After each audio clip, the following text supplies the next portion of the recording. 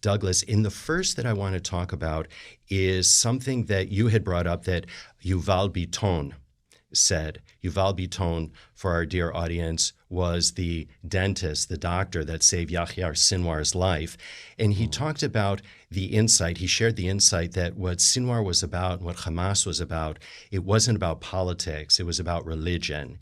And at another point in the book, you talk about the notion that this sliver of land, this Jewish state, which is that sliver of land, is an absolute affront to Muslims. And I'm wondering if you can connect the dots there for our audience, because I don't think people realize that. Yes, that's the story of the Jewish Israeli dentist who spotted that Sinwar, the architect of the October 7th attacks, the account of that he gave and that I describe in the book of being in the prison with Sinwar was very haunting to me, because he spotted, this is when Sinwar was in prison in the 2000s. He was in prison in Israel because he had killed Palestinians with his bare hands, and indeed on one occasion with a kafir, the same terrorist sheik that people now adopt on American streets. Sinwar had been found guilty of murdering Palestinians, and so was imprisoned in an Israeli jail. And after some time, he was spotted by this dentist. He was having trouble balancing. He was falling over when getting up from prayers and things. So the dentist realized something was wrong and sends him off to the local specialist hospital that diagnoses that Sinwar had a very serious brain tumor. And Jewish doctors successfully performed a removal of the tumor, and Sinwar survived.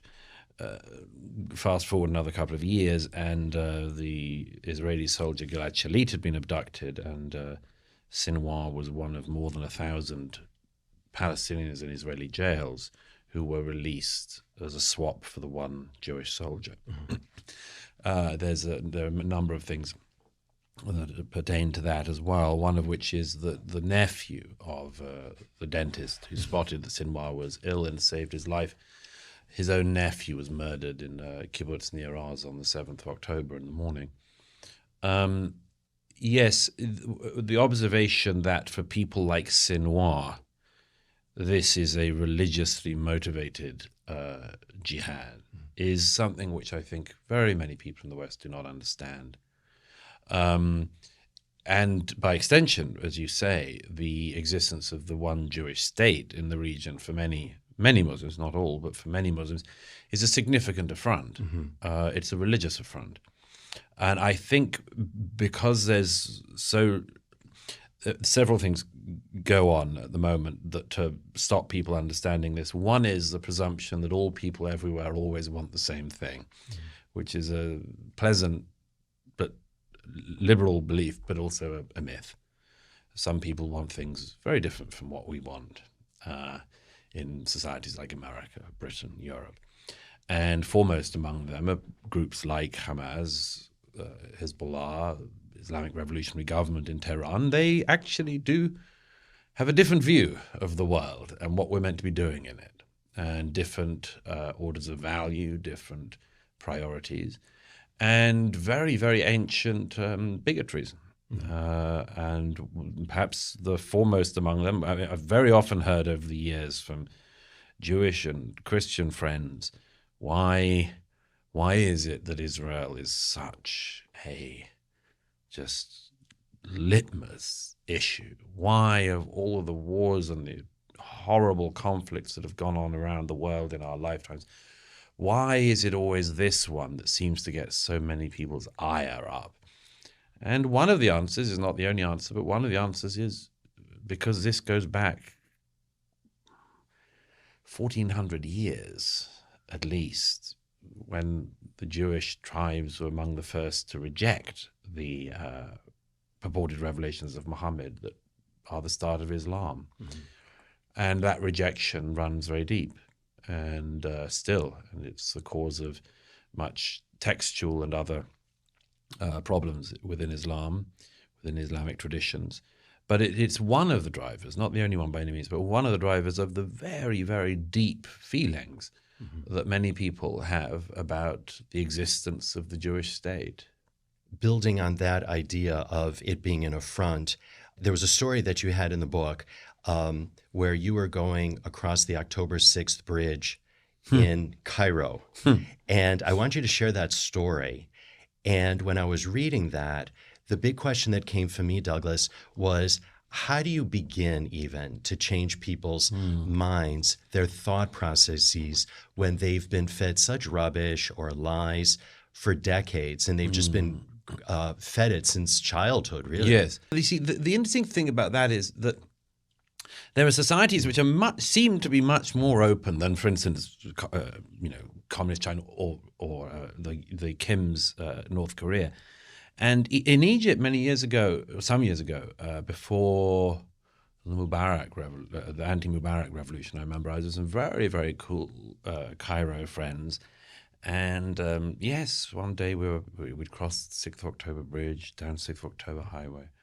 Went to see a new apartment. One of them was thinking of buying in 6th of October City. And I said eventually, well, what's all this 6th of October business? Hey, we'd been out, in the clubs of Cairo. We'd been to bars, and everyone was very Western and traveled, as well. Some of them had been to Paris and so on. My Cairo friends, and one of them said, the 6th of October is to commemorate our victory over the Israelis.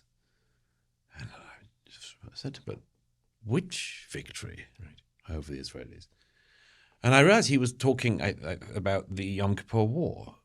And I said to him, but as carefully as one could, but politely, but I said, but you didn't beat the Israelis. And he said, and I told him the history. He said, I thought we whipped their ass. I said, I'm afraid they whipped your ass. But it's a sort of little window into something that I've seen often in travels around that region, which is the simple misleading stories that people have been told, not just about the State of Israel since 1948, but the Arab side, it becomes a Palestinian side, the pre-1948, everything that is forgotten or covered over. Just huge amounts of misinformation and indoctrination, which is one of the scariest things in the region. It's obviously been one of the most lamentable failures of Hamas in Gaza since 2005, but also of the international community in failing to educate a new generation of Gazan Palestinians into living beside their neighbor rather than trying to annihilate their neighbor. But so much of this, from the most liberal citizens of Cairo to the most beleaguered populations of Gaza, these false stories and misinformation is just rife. Much more so, I think, than most people in the West could possibly imagine. And is there a way of turning it around? I hope so. I mean, but it would be education. Yeah. But who can you trust? I mean, the UN has proved so lamentable at it. Who would you trust to actually sensibly and reasonably give an account of even recent history that was not completely fallacious and intended to set the fires burning again? Well, yeah, I mean, because, again, as Syria is on the dawn of a new chapter, one can only hope that, again, with increased exposure to the outside world and maybe even a modicum of exposure to anything outside of what they've been used to, that maybe there might be a hint of change even in a place like that. It's possible. I mean, the big what if that still remains is with Iran. Yeah. If the government of Iran were to change, or to be replaced by something that didn't preach jihad and try to spread violence all across the region and try to colonize country after country in the region, the whole region could be different. Yeah, absolutely. Something else that you brought up in the book, and I'm so glad that you did, and I don't want to say on a lighter note because it's not so light, but actually the entertainment world and their response to October 7th. And I'm glad, and these are my words, not yours, that this is not their first rodeo okay, when it comes to Israel bashing. And I'm so glad you brought up Vanessa Redgrave from the 1970s, because in her love affair with the PLO, because I'm old enough to remember that, Douglas, and I think that was the first time I ever heard what the PLO was even all about, was through Vanessa Redgrave as a child. So just saying.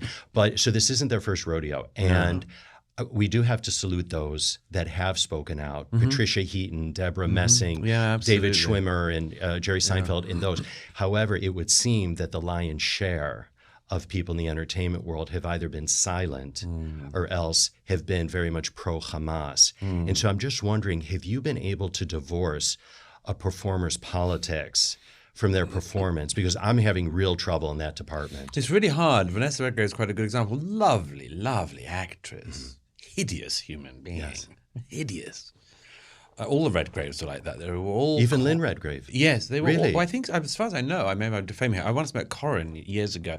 He was also a lovely actor, political, ignoramus, and wicked, among other things. Members of an extraordinarily far-left socialist party that broke off. The leader of it was a rapist, raped women. The Redgraves all covered over for it. It's disgusting. Jerry Healy, that was his name, the man, the leader of literally a political cult. I am able to do it, but it's hard, isn't it? I mean, a performer has to be somebody who really love their work in order to look past that. But I mean, that's always been a problem. That's why it would be so wonderful if actors just shut up about politics. I admire the people who sort of stood up and said in the last 2 years, look, our profession isn't all pro-Hamas. Some of us like the democracy of Israel more than we like the death cult of Hamas. I do admire the people who do that, but I don't think even they should have to do it. There is a presumption that because people are famous, they should have their opinions sought on anything and everything, and it's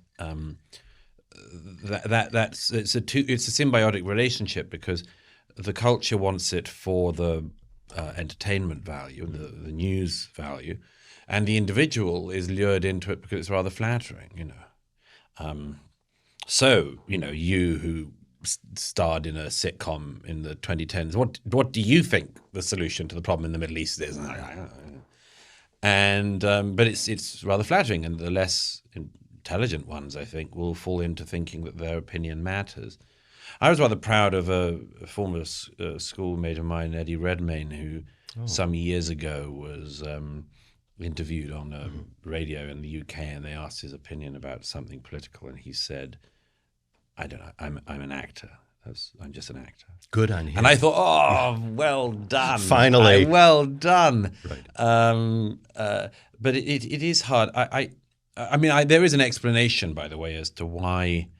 It's funny, since we started off with the edit, there is an explanation as to why celebrities, actors, and others do that, which is that they have, at some level, they have a sense that what they're doing is not as meaningful as it might be. Interesting. And it's not the real gig. For instance, you quite often notice that guys who play tough guys in movies like to be tough guys off set as well, but they're never as tough, of course, as they are in the movie. There is something slightly. I've known a lot of actors. I think there's something. I wouldn't say lack of fulfillment, but I'd say trouble with chasing fulfillment that they all have, and that's not just about the whether you're on top of your game. It's about whether you're actually relevant and much more. But it's a very strange thing that.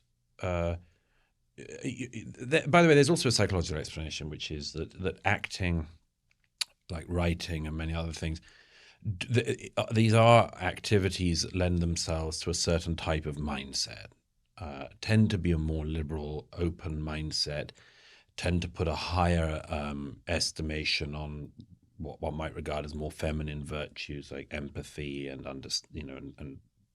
endless things like that. And therefore you don't get the kind of sterner, boundary-seeking people within these orbits. Or if you do, they pipe down. But it is one of the great oddities of our age that the kind people, the love is love people, the be kind people, are the people who are the worst harridans and tornadoes. when it comes to really, as I say in this book, really quite straightforward ones. Everything starts the day before everything. So saying, the world didn't start on October the 7th is true, and also a complete cop-out. Because the very interesting question, in a way, which the book starts from, is when an atrocity like that I document in the book, when that happens, if your first thought on hearing that young people at a dance party in the early hours of the morning, raped, beheaded, tortured, kidnapped, shot in the genitals, much more. If your first thought is, well, those kids had it coming, something about your own center of gravity is badly off. Indeed. And interestingly, you brought up in the book that October 7th really happened several times before. The Bataclan in Paris, the Pulse nightclub in Orlando, the Ariana Grande concert in, where was it, in Manchester? In Manchester, England. And people did not connect the dots. No. And they still haven't. No, I mean, look at the fact that the worst music festival in the world, Glastonbury, happened just a couple of weeks ago. That was a music festival, like the Nova party was a music festival. The people who were at Glastonbury this year had the luxury of calling for death to the IDF and to indigenous people in Britain, as it happens. But that's partly because the people at Glastonbury this year were lucky enough not to have Hamas come in the early hours of the morning whilst they're on mind-altering drugs and rape the women and gang rape them and butcher others and slit their heads open with knives and cave in their craniums with hammers. If that had have happened at Glastonbury, they might have taken a different view about groups like Hamas. But in the meantime, these sorts of people not only sleep on, which is one thing, but actually blame the victims, which is where ignorance becomes something which is, I think, morally repulsive. Indeed. The media. You've gone on many a show that has been very hostile towards Israel, that's hostile towards Douglas Murray. By the way, you've gone on, Sky News Australia with Rita, whom I adore. I think she's wonderful. Great. She's not anti-Douglas Murray. She's not. That's why I say that's the flip side. But she is absolutely wonderful, and I love her personality, and she knows what she's talking about. But you've gone on this media that, again, is very hostile. And I'm just wondering, Douglas, when you leave the studio, when the cameras stop rolling, what are those conversations like with the presenter or the producers? Do they really believe what they're spewing out? It's hard to know. I mean, my own view generally is if people say something, you believe them. There's an awful lot of sort of thinking in our time, which is, X must only think Y because of Z.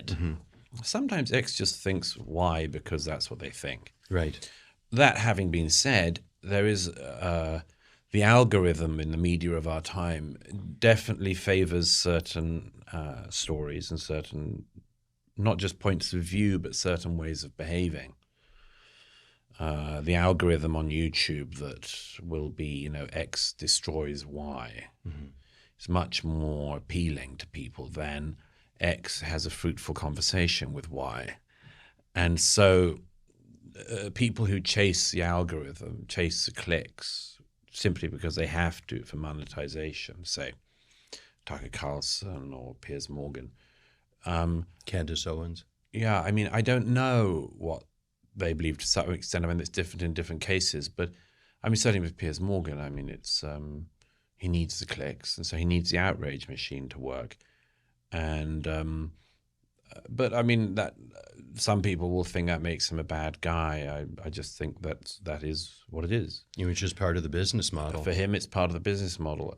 I think there are other people who are bad actors out there, but I think the media is just a very strange landscape at the moment. I have managed in my career to keep a foot always in the traditional media because I respect it and I like it, and because I think that although a lot of the old media has let people down in certain ways, we haven't all let the public down. It's not everyone. And there's also a great value to good old-fashioned journalism and research. And that's what I do in my books as well as my writing of articles. is to try to see things with my own eyes. But everybody has a risk in this age as well of a type of audience capture, where you just do what you think your audience want you to do. Whereas in fact, there is a great joy in introducing audiences to things they didn't know, which are also not horse shit. It's 2025. America's debt is over $37 trillion, and the dollar just had its worst crash since 1973. That puts your savings and your family's future at risk. That's why we trust Alpha Omega Gold, a company that stands unapologetically with Israel and supports Stand Tall Israel. Visit ao.gold/stand to claim your free precious metals wayfinder guide or call 1-855-426-4653 today. Protect your future before it's too late.